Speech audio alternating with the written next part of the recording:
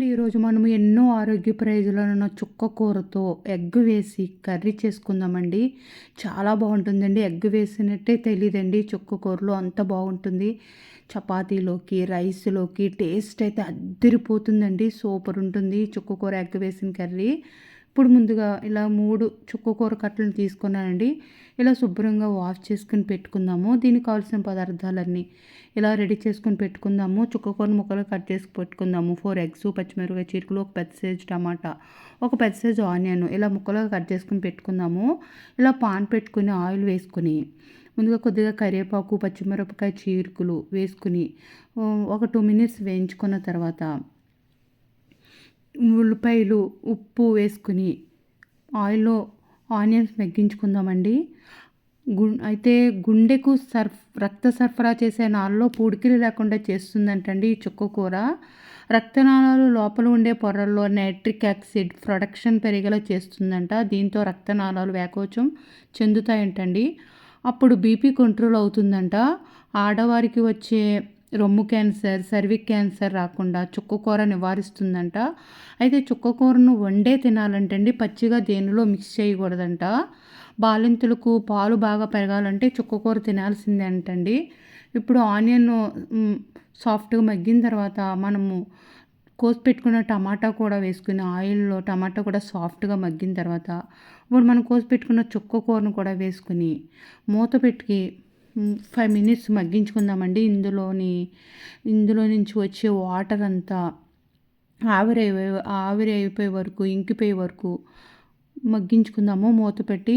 ఇది చుక్క కూరను మగ్గే లోపల మనము ఎగ్స్‌ని ఇప్పుడు విస్కర్‌తో బీట్ చేసుకుందామండి.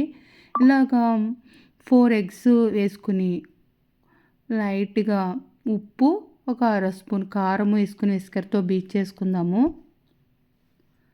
అయితే చుక్క కూరలో అంటండి రక్తహీనతను తగ్గించడంలో చుక్క కూరలో ఉండే ఐరన్ బాగా సహాయపడుతుందంట.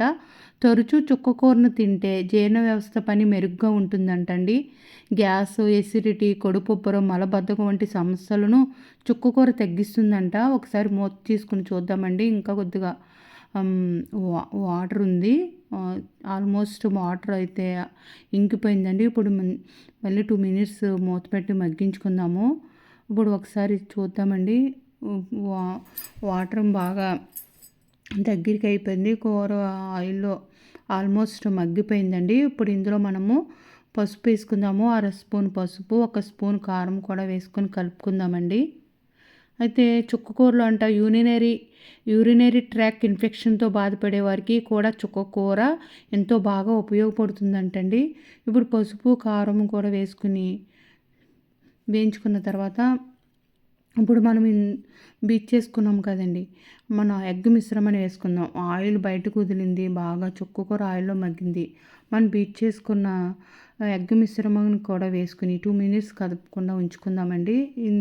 బీట్ చేసుకున్న మిశ్రమంలో కొద్దిగా లైట్గా పాలు వేసుకుందాము. పాలు వేసుకుని ఇప్పుడు దీని మీద వేసుకుందాము. ఎగ్ మిశ్రమం మీద వేసుకుని 2 మినిట్స్ కదపకుండా దీన్ని వేయించుకుందామండి.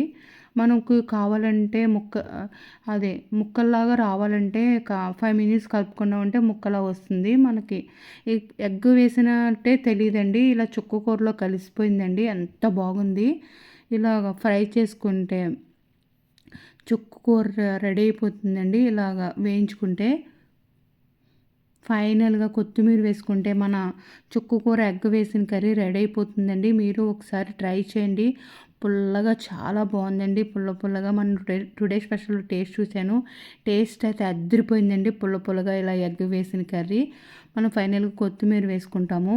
మీకు కనుక వీడియో వేసుకుంటే మన చుక్క కూర రెడీ అయిపోతుంది. మీకు కనుక వీడియో నచ్చితే లైక్ చేయండి, షేర్ చేయండి, సబ్స్క్రైబ్ చేయండి.